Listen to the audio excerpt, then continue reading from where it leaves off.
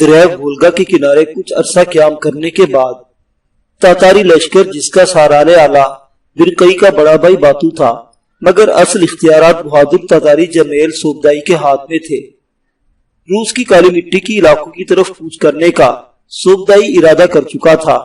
سب سے پہلے اس نے ایک جرار لشکر بہادر بلغاریوں کی سرکوبی کے لیے وولگا کی طرف روانہ کیا۔ کئی خوریز مارکے ہوئے جن میں وحشی تاتاریوں نے بلغاریوں کو کچل دیا اور ان کے تجارتی مرکز کو جلا کر راکھ کر دیا۔ اسی اثناء میں سوبدائی نے منگو خان کو جنوب کی طرف بہادر اور وحشی ترکوں کی طاقت ختم کرنے کے لیے روانہ کیا۔ منگو خان آندھی اور طوفان کی طرح ترکوں پر حملہ آور ہوا۔ کچھ ترک قبیلوں نے اطاعت قبول کر لی، لیکن ترکوں کے زیادہ تر قبیلوں نے مغرب کی طرف دریا نیپیر کو پار کر کے بھاگ جانے میں ہی اپنی عافیت سمجھی۔ منگو نے بھاگتے ہوئے ترکوں کا تعاقب نہ کیا اور واپس لوٹ گیا۔ اس کے بعد لشکر نے کوچ کیا اور اہل روس کی طرف قاصد بھجوا کر کہا کہ اگر ہمارے انتقام سے محفوظ رہنا چاہتے ہو تو ہر چیز کا 10واں حصہ ہمیں دے دو۔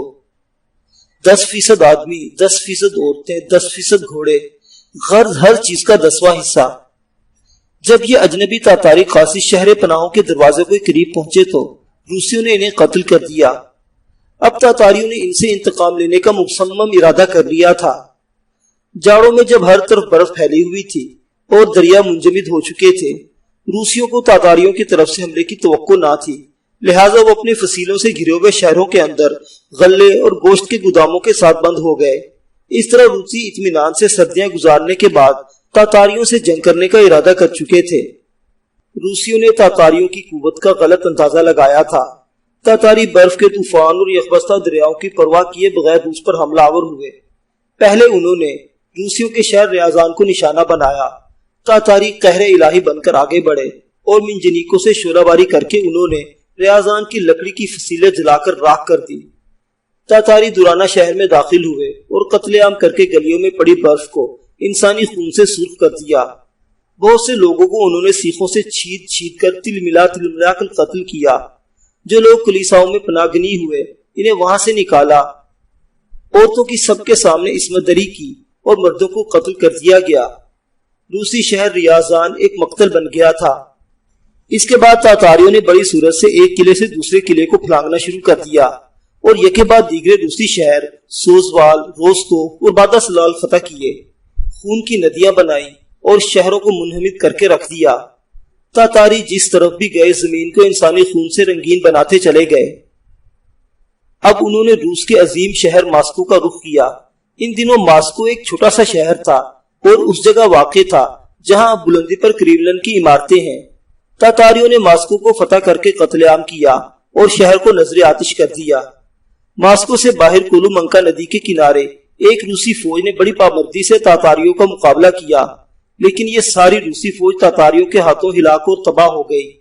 تاتاریوں نے دسمبر میں روس میں یلغار شروع کی تھی اور مارچ کے آخر تک انہوں نے روس کے بڑے بڑے شہروں کو فتح کر کے منہمک کر دیا تھا۔ مارچ کے بعد برف پگھلنا شروع ہو گئی تھی اور موسم بہار کی بارشیں شروع ہو چکی تھی۔ تاتاری فتح کے پرچم لہراتے ہوئے بحیرہ بالٹک کے قریب جھیل ایلیمن کے کنارے اس دور کے مشہور شہر نووگورود کی طرف بڑھے۔ یہ ایک تجارتی شہر تھا اور یہاں کے لوگ جرمنی کی بندرگاہوں سے تجارت کر کے خوب دولت کماتے تھے۔ تاتاری بڑی تیزی سے اس شہر کی طرف بڑھے، لیکن شاید اس شہر کے مکینوں کے مقدر اچھے تھے کہ تاتاری ابھی اس شہر سے 60 میل دور تھے کہ سخت تیز موسلا دھار اور طوفانی بارشوں کا نہ ختم ہونے والا سلسلہ شروع ہو گیا۔ سوبدائی کے مشورے پر لشکر واپس پلٹا اور سرما کی لگاتار اور پہم کشمکش اور تھکاوٹ دور کرنے کے لیے انہوں نے سن 1238 میں جنوب کے گرم علاقوں کا رخ کیا۔ تاتاری لشکر جنوب میں طوفان کی طرح پھیلتا ہوا بحیرہ اسود کے کنارے کنارے دور تک پھیل گیا۔ یہیں سے سوبداؤں کے کچھ دستوں نے کوہ قفقاز کی بلندیوں کو عبور کر کے اس پار شمالی ایران کی تاتاری فوجوں سے رابطہ قائم کر لیا اور تبریز تک پھیلتے ہوئے انہوں نے عمیر کے قلعے تلم پر حملہ کر دیا۔ بحیرہ اسود کے کنارے تاتاری لشکر فروکش ہوا۔ یہاں لشکر کے سالار اعظم نے نئے حملوں کو آغاز کرنے کے لیے ایک مجلس شورا منعقد کی۔ جب بحث شروع ہوئی اور باتو نے اوروں کی نسبت شراب کے 2 جام سب سے پہلے پیے تو اوغدائی کا بیٹا قویوق اور چغتائی کا بیٹا بوری غصے میں بھڑک اٹھے۔ وہ محفل سے اٹھتے ہوئے اور غصے میں باتو کو گالیاں دیتے ہوئے چلانے لگے کہ باتو کسی طرح ہمارے ہم پلہ نہیں، اور یہ کہ اس نے پہلے شراب کیوں پی۔ بوری نے غراتے ہوئے کہا، باتو ایسا ہے جیسے کسی بڑھیا کے منہ پر داڑھی لگا دی گئی ہو۔ میں تو باتو کو ماروں تو گر کر لوٹنے لگے۔ کویوک نے جھاگ چھوڑتے ہوئے کہا، باتو ایسا ہے جیسے کسی بڑھیا کو زرہ پہنا کر اس کے ہاتھ میں تلوار دے دی جائے۔ میں اپنے سپاہیوں کو حکم دوں گا کہ باتو کو ڈنڈے لگائے جائیں۔ چغتائی کے دوسرے لڑکے بائی وار نے اٹھ کر کہا، باتو کے لکڑی کی دھوم لگا دی جائے۔ سوبدائی لشکر کو کوچ کا حکم دے کر نئے حملوں کا آغاز کرنا چاہتا تھا، لیکن تاتاری شہزادوں کی آپس کی چشمک کے سامنے وہ مجبور تھا اور کچھ نہ کر سکتا تھا۔ باتو نے یہ ساری باتیں دشت کے خاقان اوغدائی کو لکھ بھیجی۔ مہینوں بعد ایک قاصد اوغدائی کا پیغام لے کر آیا۔ اوغدائی نے اپنے بیٹے کویوک کو سخت ملامت کی تھی اور لکھا تھا کہ چغتائی اپنے بیٹوں بوری اور بائیدار سے خود نبٹ لے گا۔ اس کے علاوہ اوغدائی نے باتو کو بھی سخت فرمائش کی تھی۔ کویوک، بوری اور بائیدار کو دشت واپس بلا لیا گیا۔ اوغدائی خان بیمار رہنے لگا تھا، اس لیے سوراقتی نے اپنے بیٹے منگو کو بھی واپس بلا لیا تھا، کیونکہ اوغدائی کے بعد وہ اپنے بڑے بیٹے منگو کو دشت کا خاقان دیکھنا چاہتی تھی۔ اپنے بیٹے اور بھتیجوں کے ساتھ اوغدائی کے نرم رویے کے باعث بڑے برے اثرات نکلے۔ ایک طرف تو باتو اور برکئی کے دلوں میں شکوک و شبہات پیدا ہو گئے کہ ہماری کوئی حیثیت نہیں، اور وہ دشت کے خاقان کا جوا اتارنے کی فکر میں لگ گئے، اور دوسرے آنے والی نسلوں پر اس کے بڑے برے اثرات مرتب ہوئے اور ترک شہزادے آپس میں لڑنے لگے، جیسا کہ بعد میں منگو کے بھائی اور فاتح چین قبلائی خان اور اوغدائی کے بیٹے قائدو، اس کے علاوہ منگو کے بھائی ہلاکو اور برخائی خان میں نہ ختم ہونے والی جنگوں کا سلسلہ شروع ہو گیا۔ اوغدائی خان اگر اس موقع پر سخت رویہ روا رکھتا اور اپنے بیٹے اور بھتیجوں کو مناسب سزا دیتا تو تاتاری طاقت میں اتنی جلدی روزن پیدا نہ ہوتا۔ عمیر اریتا کے ساتھ اپنے پہاڑی مسکن کے ایک بلند برج پر کھڑا تھا۔ ان کے سامنے دور جہاں نیلگو آسمان زمین سے گلے مل رہا تھا، یروشلم کے بلند برج دکھائی دے رہے تھے۔ دور دور تک زمین کے سینے کو چھوٹے چھوٹے تلخو شیری پودوں نے ڈھانپ رکھا تھا۔ چہار سو دیکھتے سورج کی گرم شعاؤں کے آتش دان روشن تھے، اور دریائے یرون کے کنارے پتھروں سے بندی ماہی گیروں کی کشتیاں خاموش تھیں۔ اریتا نے بڑے پیار سے عمیر کا ہاتھ اپنے ہاتھ میں لیتے ہوئے کہا، عمیر، وہ دور جو برج نظر آ رہے ہیں یروشلم کے ہیں؟ عمیر اداس ہو گیا اور بھاری آواز میں کہا، ہاں۔ اریتا اس کی حالت دیکھ کر پسی گئی، بڑے پیار سے پوچھا، آپ اداس کیوں ہو گئے؟ عمیر نے فوراً اپنے ذہن کو بدل دیا، نہیں، میں کچھ اور سوچ رہا تھا۔ کیا سوچ رہے تھے آپ؟ کچھ نہیں۔ اریتا نے بڑے پیار سے ضد کی، کیا مجھے بھی نہیں بتائیں گے؟ عمیر پھر اداس ہو گیا، میں یروشلم کے ماضی حال اور مستقبل کے متعلق سوچ رہا تھا۔ کیسا ماضی حال اور مستقبل؟ کیا یروشلم پر اس وقت مسلمانوں کا قبضہ نہیں؟ نہیں، یروشلم پر اس وقت عیسائی قابض ہیں۔ اریتا افسردہ ہو گئی، وہ کیسے؟ یہ ایک لمبی کہانی ہے، میں سننا پسند کروں گی۔ عمیر نے اسے ٹالنا چاہا، آؤ نیچے چلتے ہیں، یہاں اب ہوا تیز اور گرم ہو گئی ہے۔ اریتا نے عمیر کا بازو پکڑ لیا اور پیار میں مچل گئی، پہلے بتائیے نا، عیسائی کیسے صلاح الدین کے بعد یروشلم پر قابض ہو گئے؟ عمیر سنجیدہ ہو گیا اور کہنا شروع کیا، یہ 1228 کا المناک سال ہے، جب یروشلم اور اس کی گرد و نواح کا کافی علاقہ، جس کی آبادی فرزند اسلام صلاح الدین نے اپنے خون سے کی تھی، عیسائیوں کو منتقل ہو گیا۔ عیسائیوں کی نگاہیں شروع ہی سے ارض فلسطین پر جمی ہوئی تھی۔ صلاح الدین کے بعد اس کا شیر دل بھائی الملک العادل ارض فلسطین کی حفاظت کرتا رہا۔ جب یہ آدھا کش مجاہد مر گیا اور صلاح الدین کی دور دور تک پھیلی ہوئی حکومت اس کے مختلف بیٹوں میں بٹ کر کمزور ہو گئی تو پاپائے روم گریگوری نہم نے جرمنی کے بادشاہ فریڈرک کو فلسطین پر حملہ کرنے کا حکم دیا۔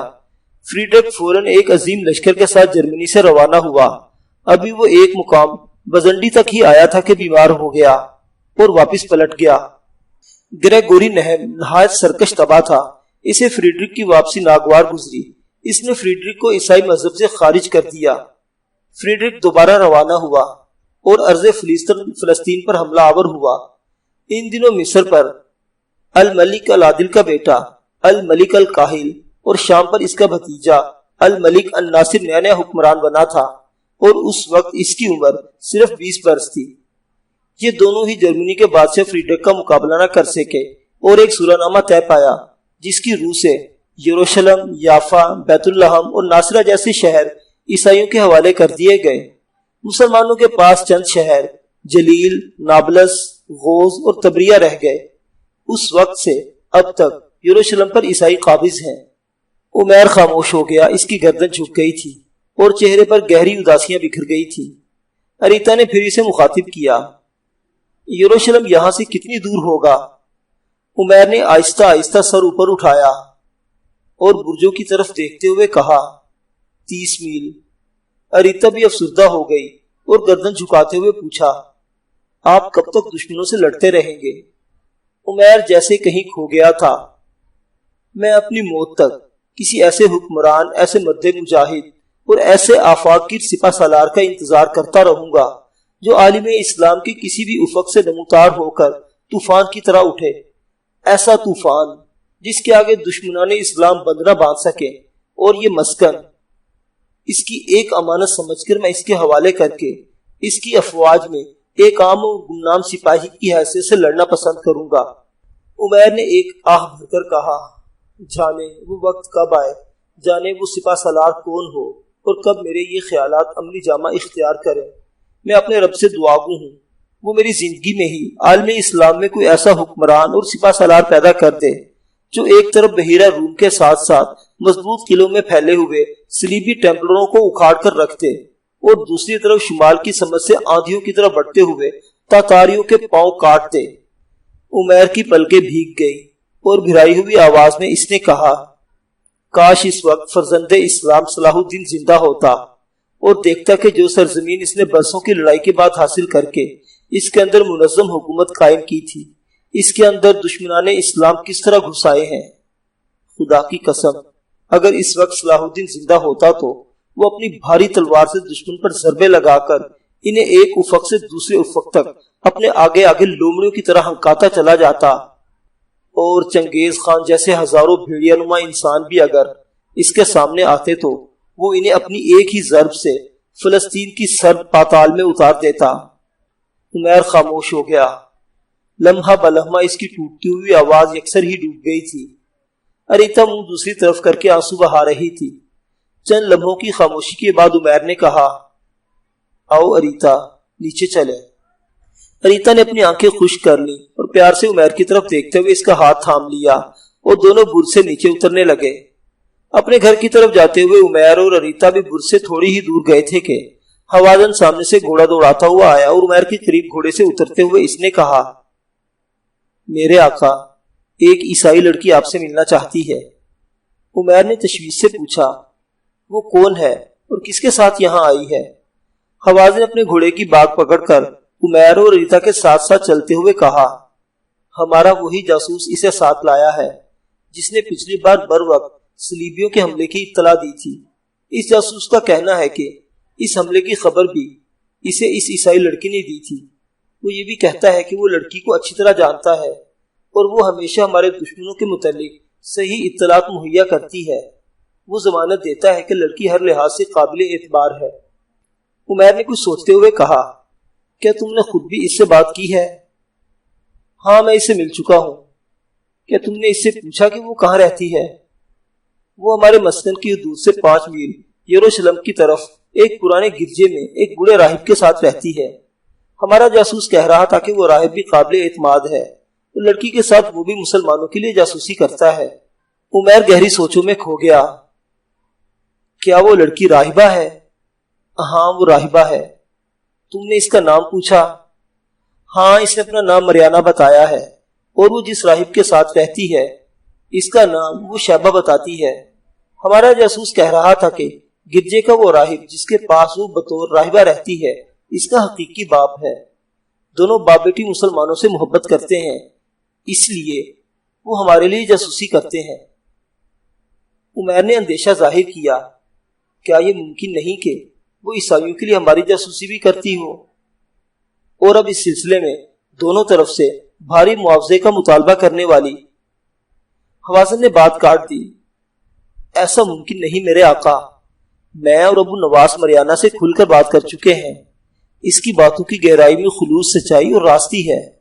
مجھے وہ کوئی مظلوم لڑکی لگتی ہے جو مسلمانوں سے محبت کرتی ہے۔ حوازن خاموش ہو گیا کیونکہ ان کا مکان نزدیک آ گیا تھا۔ جب وہ عمیر کے ساتھ کمرے میں داخل ہوئے تو اندر ابو نواس، کولان، ہمورہ اور مریانہ بیٹھے ہوئے تھے۔ عمر کے لحاظ سے مریانہ بمشکل 16 برس کی ہوگی۔ اس کے بال لمبے اور سنہری تھے۔ وہ ایک حسین ترین لڑکی تھی جس کے چہرے کا رنگ ایسا تھا جیسے میدے کو خالص دودھ میں گود کر اس میں گلابی رنگ ملا دیا جائے۔ وہ راہبوں کے سفید لباس پہنے ہوئی تھی۔ سر پر سفید ٹوپی پہننے کے باوجود اس کے سنہری لمبے اور باریک بال ادھر ادھر بکھر گئے تھے۔ اس کے گلے میں سنہری سلیب لٹک رہی تھی اور کمرے کے اندر وہ قیامت بنی بیٹھی تھی۔ ابو نواس عمیر کی طرف اشارہ کرتے ہوئے بولا، یہ ہمارے سالار اعلیٰ۔ مریانہ مسکراتے ہوئے فوراً بول اٹھی، عمیر بن خزام، اور ان کے ساتھ ان کی بیوی ہے جس کا نام اریتا ہے۔ اریتا کولان اور ہمورہ کے پاس بیٹھ گئی۔ عمیر ابو نواس کے پاس بیٹھتا ہوا بولا، تم مجھے اور میری بیوی کو کیسے جانتی ہو؟ مریانہ نے بڑی بے باکی سے جواب دیا، جس طرح آپ کے سپاہی آپ کو جانتے اور پہچانتے ہیں اسی طرح میں بھی آپ کو جانتی ہوں۔ آپ کے اکثر جاسوس مجھے جانتے ہیں اور میں ان سے بہت سے عیسائیوں کے متعلق معلومات اور اطلاعات مجھی سے حاصل کرتے ہیں۔ میں آپ کو آپ کے لشکر کے ایک سپاہی کو سمجھتی ہوں۔ آج آپ کے لیے ایک اہم خبر لے کر اور اپنے لیے ایک ضمانت حاصل کرنے آئی ہوں۔ کیسی ضمانت؟ آپ کے لیے جاسوسی کرتے ہوئے اگر عیسائیوں کے ہاتھوں کبھی میں پکڑی جاؤں تو آپ میری رہائی اور حفاظت کا بندوبست کریں گے۔ میں تمہیں تمہاری حفاظت کی ضمانت دیتا ہوں۔ کیا آپ مجھے اس بات کی بھی اجازت دیں گے کہ آئندہ میں اہم اطلاع آپ کے جاسوسوں کو مہیا کرنے کے بجائے براہ راست آپ تک پہنچاؤں؟ اس طرح مجھے اطمینان ہو جایا کرے گا کہ وہ اطلاعات آپ تک پہنچ چکی ہیں۔ تمہیں اس کی اجازت ہے، تم جب چاہو میرے مسکن میں آ سکتی ہو۔ میں اپنے جاسوسوں اور محافظوں کو مطلع کر دوں گا۔ اب وہ اہم خبر کہو جس کا تم نے ذکر کیا ہے۔ مریانہ نے پریشانی میں کہا، پچھلے دنوں یروشلم کے بشپ نے دور و نزدیک کے سب راہبوں کی مجلس شورا بلائی تھی جس میں اور میرا باپ بھی شامل ہوئے تھے۔ اس مجلس میں بشپ نے بتایا تھا کہ پاپائے اعظم گریگوری نہم ایک نئی صلیبی جنگ کی طرح ڈال رہا ہے۔ یورپ کے مختلف ممالک کو اس نے اس نئی جنگ میں حصہ لینے کا حکم دے دیا ہے۔ اب تک جو بادشاہ اس جنگ میں حصہ لینے کا عہد کر چکے ہیں ان میں فرانس اور انگلستان کے بادشاہوں کے علاوہ ہیوگ امیر برگنڈی، رینور کا بادشاہ، امیر شیمپین ہنری، امیر برتنی اور دیگر کئی امراء اور رئیس شامل ہیں، اور یہ سب جنگ کی تیاریاں شروع کر چکے ہیں۔ ان کا ارادہ پورے فلسطین پر قبضہ کرنے کا ہے۔